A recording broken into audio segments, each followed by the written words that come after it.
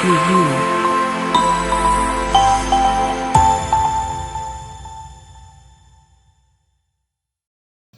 Merci beaucoup, bien-aimés, encore une fois de plus dans notre série de vidéos par rapport à ce que nous étions en train de parler sur femmes ne soient pas comme Vachi, mais plutôt soient comme Esther.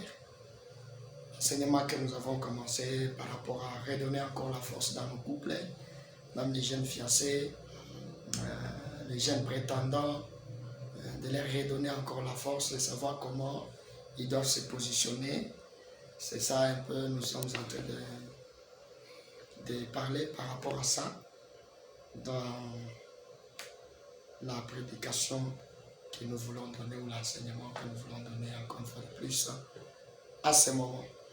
Alors nous allons encore prier pour recommander encore une fois de plus ce moment entre les mains de Dieu, parce que nous ne pouvons pas faire quelque chose sans pour autant que nous puissions demander que le Seigneur puisse nous accompagner.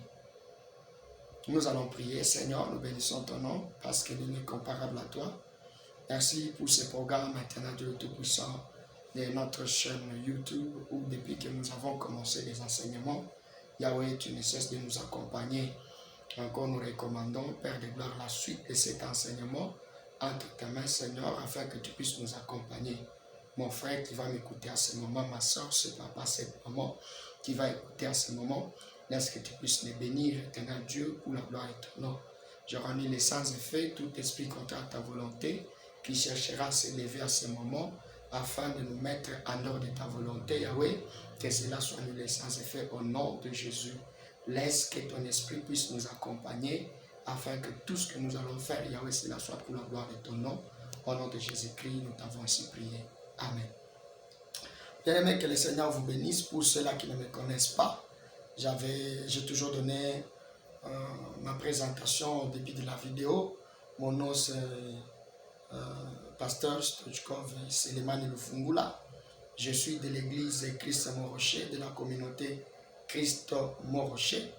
Et je suis de la République démocratique du Congo. Nous habitons à la province de l'Ituri, précisément à Mahagi. C'est là où il y a l'église. Et le département ici qui est en train de faire ce travail, c'est le département qui est dans l'église, travaille avec l'église, le ministère, bâtir une famille heureuse et solide. Vous allez voir les logos comme nous avons dit dans l'autre vidéo. Alors bien aimé, nous avons un thème qu'on était en train de parler sur ça. Femme ne soit pas comme Vachi, mais plutôt soit comme Esther. Nous avons commencé cette vidéo, je crois pour ceux qui suivent ces vidéos, il y a les éléments que nous avons donnés. Nous avons dit que les textes que nous sommes en train de suivre, c'est l'histoire dans le livre d'Esther, chapitre 1er, chapitre 2, chapitre 3, tous les chapitres d'Esther. Et nous n'avons pas le temps de commencer à lire parce que nous avons un peu de temps, nous ne voulons pas prendre beaucoup de minutes pour ne pas vous faire fatiguer. Alors, bien aimés dans le Seigneur, nous avons dit dans les textes précédents, nous avons donné les premiers éléments. Nous disons, nous n'allons pas beaucoup nous atteler sur Vachi, parce que Vachi, elle est la femme qui était rejetée. Quelque chose qui est rejeté, comment vous pouvez prendre ça comme votre qualité? C'est quelque chose de nul. Alors, nous sommes en train de nous atteler plus sur Esther, parce qu'Esther, c'est elle qui était la deuxième femme que le roi a pris, après avoir rejeté Vachi. Et nous avons dit que cette recommandation n'était pas venue pour le roi seul, non. La recommandation était demandée par les anciens et la population. Voyez, ils ont dit la première dame a fait ceci. Et comment nous allons continuer? Vous allez continuer à garder cette femme-là comme ça. Si elle reste, d'autres femmes risqueront de copier ses habitudes. C'est ainsi, je veux dire à une femme ici en ce moment, ne cherchez pas à copier une mauvaise habitude dans la maison des gens et venir ça dans ta maison. Ce n'est pas une bonne chose. Quand tu vois un mari qui achète les cabellos pour son épouse, toi aussi tu viens dire à ton mari, achète-moi les cabellos. Est-ce que ton mari a la capacité d'acheter les cabellos à toi? Tu vois un mari qui achète une moto à son épouse. Ou toi, fiancé, tu vois une fiancée qui achète une moto. Parce que vous voyez ça à la télévision et vous prenez la chose de télévision, vous mettez ça comme la réalité. Les choses de théâtre, vous mettez ça comme la réalité. Non. Les gens là qui voient le théâtre, vous ne devez pas prendre ça. Vous devez connaître qui est votre mari et quelle est sa capacité. Alors, on était en train de donner les qualités d'Esther. Nous avons dit la première qualité d'Esther. Esther, elle était discrète. Elle était une femme discrète. Parce que son frère Mardochée lui avait dit, son cousin, lui a dit, écoute Esther, là où tu vas, tu ne dois pas donner ton nom.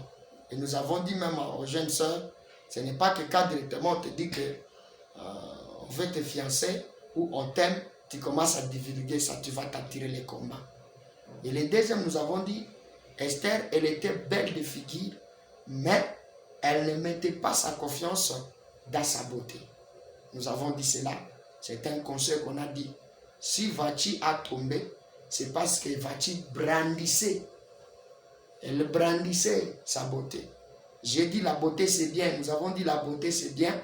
Mais ce n'est pas la beauté qui peut te faire vivre longtemps dans le foyer. Parce que la beauté flirte. À part ta beauté, ton mari a aussi besoin de voir ton caractère. Or, celui qui donne le caractère, c'est Dieu. Nous avons lu dans le livre des psaumes. Nous avons lu dans le livre des psaumes 111, verset 10. Nous avons dit la carte de l'Éternel et les commencements de la sagesse. Il faut demander la sagesse. Nous avons montré par rapport à Salomon. Nous avons dit Salomon avait la royauté, mais Salomon, pour gérer les gens, il avait besoin de la sagesse. Donc, si tu es maman, entrer dans le foyer, tu vas recevoir beaucoup de gens. Tu as besoin de la sagesse.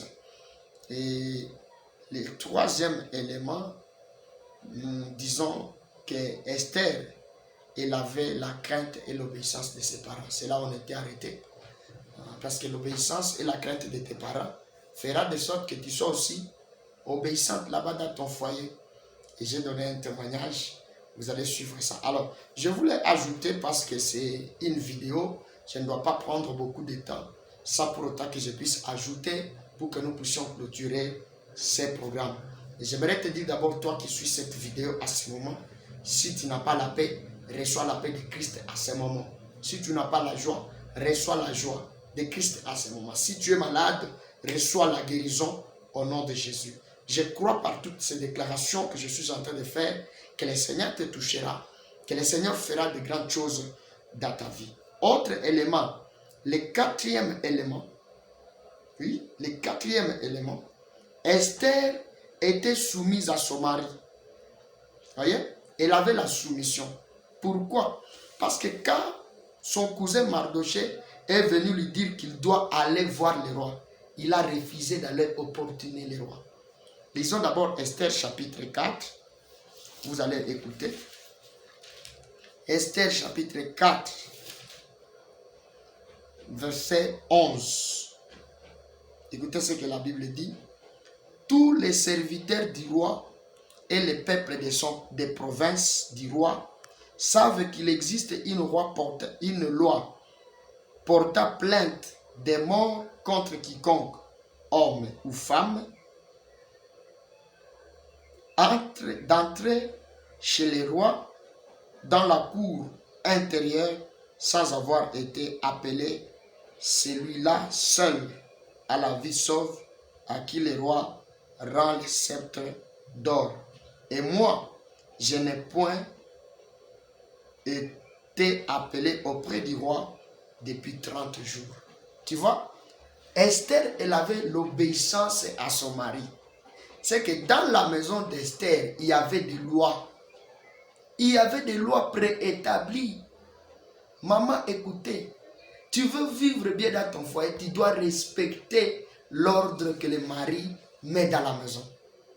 La Bible dit dans le livre d'Éphésiens chapitre, si vous lisez, Éphésiens chapitre 5, verset 22 en continuant, Jésus est en train de comparer la femme, l'homme à lui. Et il compare la femme à l'église. Il dit que l'homme est le chef de la femme. Qui a déjà travaillé parmi vous? Ma soeur, est-ce que tu as déjà travaillé? Maman, tu as le travail. Quand le chef met l'ordre au travail, quand tu le brises, Ça fait quoi? Ça fait du bien. On dit le mari est le chef. C'est-à-dire, Esther était obéissante à son mari. Esther a dit à son oncle Mardochée, écoutez, il y a une loi qui est établie ici. Je ne peux pas faire au-delà de ça.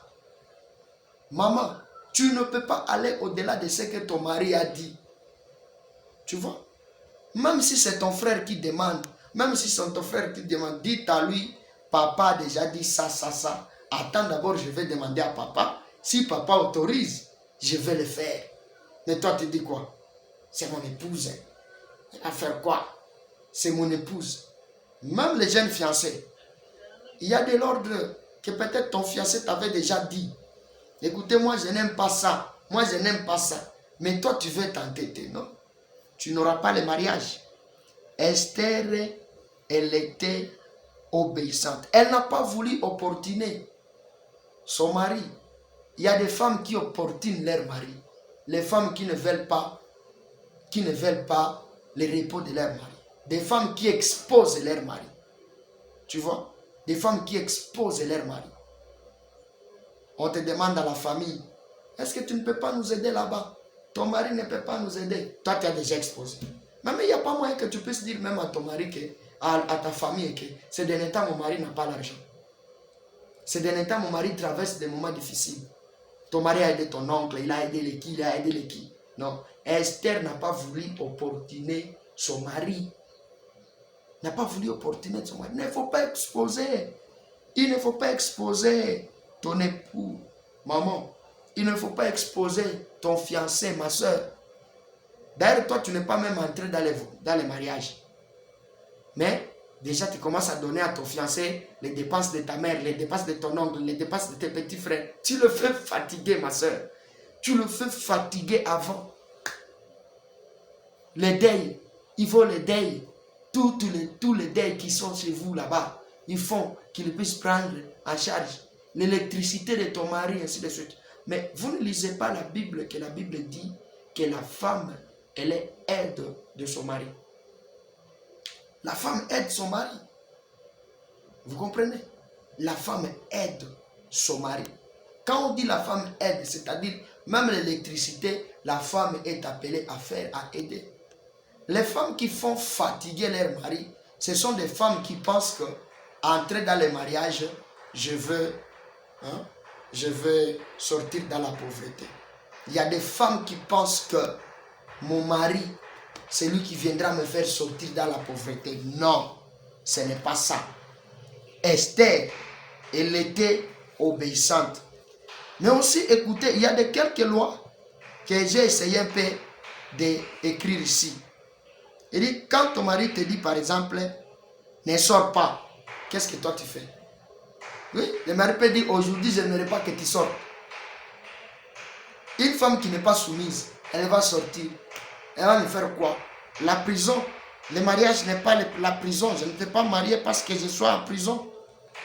Ton fiancé te dit, bon, à partir d'aujourd'hui, je ne veux pas que tu puisses utiliser les numéros ici. C'est la loi. Tu vois? C'est la loi. À partir d'aujourd'hui, je n'aimerais pas que tu puisses utiliser l'Android parce qu'on est en train de t'envoyer des messages qui me donnent la colère. Ok, si tu as besoin de lui, tu dois obéir à cette loi. Tu ne dois pas dire que c'est la prison, tu ne sais pas.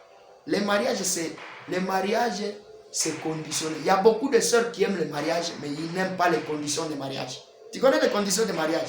Tu vas où? Tu fais quoi? C'est ça. Tu vas où? Tu fais quoi? Tu veux quoi? C'est ça, les conditions de mariage. Maintenant, toi, tu ne veux pas qu'on puisse te demander tu vas où. Tu ne peux pas réussir. Tu vois? Quand ton mari te dit, par exemple, qu'il n'a pas l'argent. Ton mari te dit qu'il n'a pas l'argent, soit pour telle dépense, pour telle dépense, pour telle dépense. Ce sont des lois que tu es appelé à faire quoi? À obéir à ça, non pas discuter. Esther dit non. Il dit non, cousin. Papa Mardochée, écoutez, il y a une loi. C'est que Esther, si une femme arrive à respecter les lois de la maison, cette femme-là est une femme heureuse. Beaucoup de femmes meurent comme ça. Beaucoup de femmes, leur foyer tombe caduc comme ça parce qu'ils ne veulent pas respecter les lois préétablies par l'homme dans le foyer.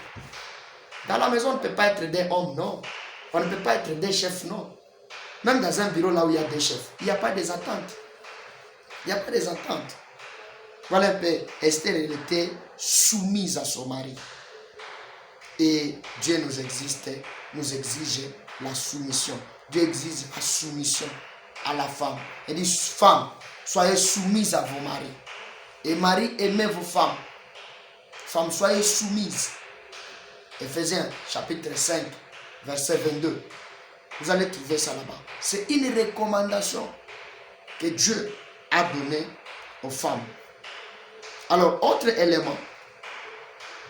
Esther avait les soucis de sa famille. Elle avait souci de sa famille. Vous savez, qu'est-ce qui a montré où Esther avait les soucis de sa famille? Parce que quand Mardochée a commencé à parler à Esther, Esther a insisté sur la loi.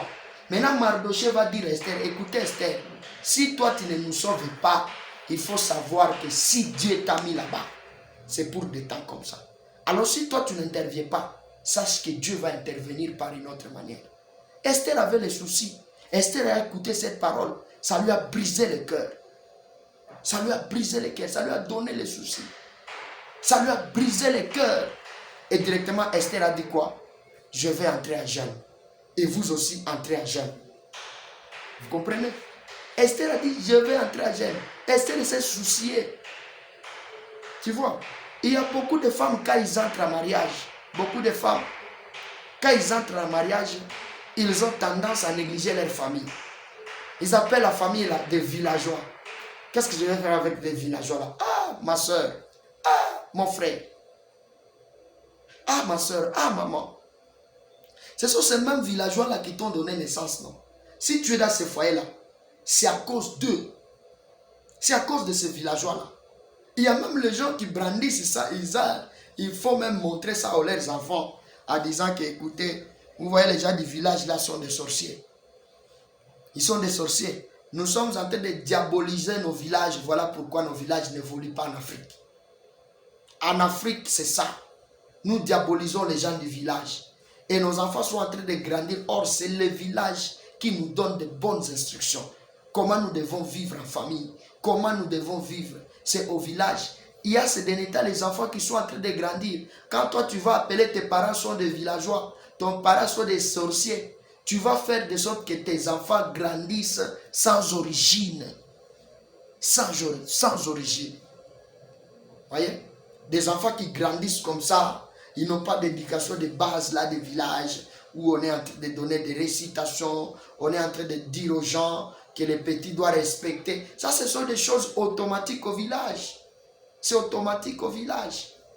Mais nous sommes en train de diaboliser les villages. Moi, j'ai toujours prêché les gens en disant ceci. Nous sommes des chrétiens. Mais pourquoi nous voulons diaboliser les villages? Si au village, il y a des sorciers. Mais toi, tu as Christ. Comment toi, quelqu'un qui a Christ, tu dois avoir peur de Christ, des sorciers? C'est difficile. Il y a des femmes qui disent ça. Des femmes même qui n'aiment pas leurs parents. Maman, écoutez, quand tu entres dans le foyer, tu es appelé à aimer ta famille. Tu es aimé aussi à la famille de ton mari. Surtout la famille de Marie, là, n'en pas même. N'en disons pas même.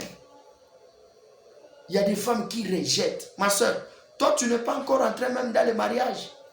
Tu ne sais pas même, hein, tu ne sais pas même t'humilier devant la famille de ton mari. Tu ne sais pas de ton fiancé. Non. Esther aimait sa famille. Esther, elle aimait sa famille. Il y a même des femmes qui partent loin, à refuser même la famille. Surtout la famille du mari, comme je venais de dire ici. Surtout la famille du mari.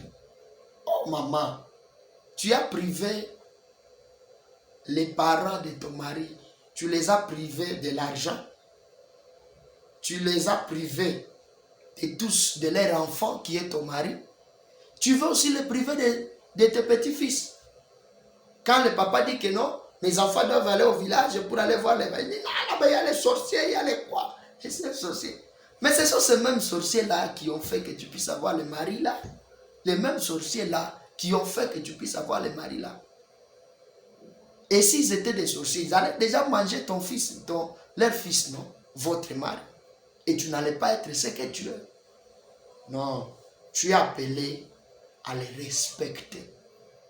Tu es appelé à les respecter. Moi, j'ai toujours dit, une femme qui respecte sa famille, qui respecte la famille de son mari, c'est une femme qui est honorée au cas des problèmes. Ma soeur, quand tu auras des problèmes, c'est sur cette famille-là qui t'accueillera. Moi, j'aime beaucoup les témoignages. J'aime beaucoup les témoignages parce que ça aide. C'était à Béni, ce que je suis en train de vous dire. Il y avait un monsieur qui était au village. Il a fait les études au village jusqu'à ce que son papa lui a envoyé. Le papa était en train de faire les champs, il a envoyé son fils en ville. Son fils est parti, il a étudié, il a fini ses études là-bas. Quand il a fini les études, le fils est venu dire à son père que moi j'aimerais épouser. Son père lui dit, est-ce que tu as déjà trouvé la femme? Oui, le fils est rentré au village. Il a dit, oui papa. Là, le fils est venu dire, le papa dit, est-ce que tu peux nous amener cette femme-là? Aïe, aïe. Quand on est venu dire à la femme-là, on va aller au village. Au village faire quoi? Faire quoi au village? Je ne pars pas. Et le fils, tu sais qu'il a fait même le mariage sans son père, ni un membre de sa famille et du village. Parce que le papa aussi, vous savez, c'est mauvais. Quand vous prenez seulement, vous ramassez vos amis et vous les amenez pour aller au dot, ainsi de suite, à la dot plutôt. Vous faites mal. Au moment où votre père est encore vivant, vos familles sont encore vivantes. Écoutez, on n'achète pas une famille. On n'achète pas une famille. Même si ton père n'a pas de dents, même si ton père n'a pas de bonnes compilations, c'est ton père, on ne l'achète pas. On ne l'achète pas. Si ton père n'a pas les moyens, fais-toi quelqu'un des moyens. Il n'a pas de bons habits. Achète-lui de belles habits pour qu'il puisse se présenter bien à votre mariage. C'est vrai? Il puisse se présenter bien. Les frères là ont fait le mariage, ils ont continué jusqu'à ce que les frères avaient 3 enfants. Et comme la ville et le village où les frères étaient, il y avait la distance entre la ville et le village là où il y avait ses parents. Un jour, le papa a décidé, il a dit non, ça fait longtemps, je dois aller chercher mon frère, mon enfant. Il est parti, il a pris les choses du village, l'école, le papa était joyeux. Il a pris, il est parti. Quand il est parti, arrivé maintenant en ville, il s'est renseigné, il a trouvé la maison de son enfant. Quand il est entré, c'était dans la clôture. Bien, la femme avait déjà de l'argent. Il dit, c'est moi le papa de tel. C'est-à-dire, quand vous regardez seulement ce papa, vous voyez tous ses petits-fils, même physionomie. Comme la maman regardait ses papas. Et la maman dit, même aux gens, aux travailleurs, laissez ses affaires à l'extérieur jusqu'à ce que son fils va arriver. Le fils est arrivé. Les choses que le papa a menées pour les petits-fils, on a jeté ça. Parce qu'on a dit, on va manger quoi? On a jeté. Et quand on a jeté, la nuit maintenant, dis-moi la nuit c'était comment? On est parti faire dormir papa dans la toilette publique. On a mis le matelas là-bas. Mais le papa était joyeux, comme le papa ne connaît pas, vous voyez les toilettes de la maison, ça ne dégage pas. Le papa ne savait pas. Maintenant, pendant la nuit, quand les enfants venaient se soulager, c'est le papa va constater qu'on l'a fait dormir dans la toilette. Et je vous dis, le papa s'est réveillé le matin en colère. Il est parti. Arrivé au village, la maman a commencé à demander papa ce qu'on a dit. Je n'ai rien à dire. J'efface ce fils dans ma vie. La maman pensait que c'était des blagues. La maman aussi a pris le voyage, aller voir son fils. On a fait la maman la même chose. Et la maman est rentrée aussi au village désolée. Maintenant, dis-moi, je ne peux pas vous dire la suite de ce témoignage. Mais vous-même, vous avez la suite du témoignage. Cette femme, c'est une femme. C'est qui? Les parents, si toi tu as le mari là, c'est grâce. Non, Esther, elle avait les soucis de sa famille. Pourquoi tu sais? Esther ne voulait pas qu'elle puisse être. Esther disait, Esther, je ne peux pas être 2 fois encore orpheline. Non, je ne peux pas être 2 fois orpheline. Et la Bible dit, le 6e caractère ou le 6e élément pour Esther, je vais terminer par là. La Bible dit, Esther est entrée à Gênes. Je vais lire. 4, je lis 15. Écoutez ce qu'Esther dit. Là-bas, il avait caché son mari, mais il regarde maintenant ici. Là, il est souci maintenant de sa famille. Écoutez ce qu'elle dit. Esther envoya dire à Mardochée, va rassembler tous les Juifs qui se trouvent assis et jeûner pour moi, sans manger ni boire pendant 3 jours, ni la nuit, ni les jours. Moi aussi, je jeûnerai avec mes servantes, puis j'entrerai chez les rois, malgré la loi. Et si je dois périr, je périrai. Mardochée s'en alla et fit tout ce que Esther avait ordonné. Les 6e qualité, maman, que tu ne dois pas manquer. Nous t'avons dit, Esther avait la connaissance de Dieu. Elle avait obéissance de Dieu. Et à la fin, c'est la prière. Esther était une femme de prière. Maman, dans ton foyer, il y a des choses que tu ne peux combattre par ta beauté, par ton argent, par ton niveau, par ta manière de préparer la sauce. Seulement la prière que tu peux réussir. Je te dis la vérité. Tu peux être une bonne femme avec de bons caractères, avec quoi? Mais associe ça avec la prière, maman. Associe ça avec la prière. Il y a beaucoup de mamans qui ne prient pas. Il est le matin, cuisine, cuisine, cuisine, cuisine, cuisine, cuisine, marcher, cuisine, marcher, cuisine, marcher. Et le soir, il dort comme ça. Bien. Il se réveille encore le matin. Préparation du mari, cuisine, cuisine, cuisine, cuisine, marcher, marcher, marcher, marcher. Et le soir, il est fatigué, elle est fatiguée. Maman, pas comme ça. Pas comme ça. Esther était la femme de prière. Vous savez, dans le foyer, il y a le combat. Le premier ennemi du foyer, c'est le diable. Le diable n'a jamais voulu que les gens marchent ensemble. Parce que le proverbe dit quoi? 2 valent mieux qu'un. Alors, le diable sait que quand vous êtes déjà réunis, vous serez fort. Il va chercher à vous combattre par tous les moyens. Voilà pourquoi tu es appelé à être une femme de prière. Une femme de prière. Écoutez, le marabout ne t'aidera à rien. Ne pense pas qu'un marabout peut te donner un médicament pour que tu puisses garder ainsi de suite. Moi j'ai toujours dit. Les médicaments là que les marabouts vous donnent. Quelqu'un vous dit, moi je suis marabout. J'essaie de protéger les gens contre les foyers, ainsi de suite. Contre le danger dans les foyers. Moi j'ai toujours posé la question. Les médicaments là que les marabouts vous donnent, entre les médicaments là et vous, qui protège l'autre? Qui? Marabout, réponds-moi. Si toi tu suis cette vidéo, marabout, réponds-moi. Entre les médicaments là des fétiches qu'on vous donne, allez mettre ça sous le lit. Entre ça et vous, qui protège l'autre? On vous dit que c'est ça votre protection dans le foyer. Maintenant, entre vous et lui, qui protège l'autre? Vous allez voir que c'est vous. Parce que c'est vous qui partez regarder. Est-ce que ça a déjà quitté là-bas un jour pour vous demander, pour aller regarder? Vous regardez, est-ce que vous êtes bien avec votre mari? Vous prenez votre mari, vous lui mettez dans la bouteille. La bouteille là, ça a déjà déplacé un jour pour venir regarder comment vous faites avec votre mari, l'amour, ainsi de suite. Ça a toujours regardé? Non, c'est vous qui venez regarder. Voilà pourquoi on vous trompe. Une bouteille ne peut protéger ton foyer, ma soeur. Mais c'est la vie de prière. Je vous ai dit dans l'introduction, si Esther était obéissante à Dieu, et Esther reconnaissait Dieu, parce que c'est Dieu qui est l'initiateur du mariage. Maintenant, tu dois prier, lui demander, Seigneur, aide-moi dans cet endroit, parce que je ne connais rien. Jean chapitre 5, verset 15, qu'est-ce que la Bible dit? Jean chapitre 15, plutôt verset 5. La Bible dit quoi? Jésus dit, je suis le cep et vous, vous êtes les sarments. Sans moi, vous ne pouvez rien. Jésus a déjà dit. Ma soeur, nous sommes obligés, nous sommes appelés à prier. Prie le matin, prie le soir. Toi qui traverses des moments difficiles, où ton mari ne t'aime plus, où ton mari commence à faire les choses, entre la prière, tu vas voir les changements. Ton mari ne te donne plus l'argent comme il était en train de te donner la fois passée. Il ne te donne pas l'amour comme il était en train de te donner la fois passée. Ma soeur, les fiancés sont en train de passer ainsi de suite. Tu es en train de te demander, est-ce que moi j'ai les mauvais sorts sur moi? Non, ce n'est pas le problème des mauvais sorts.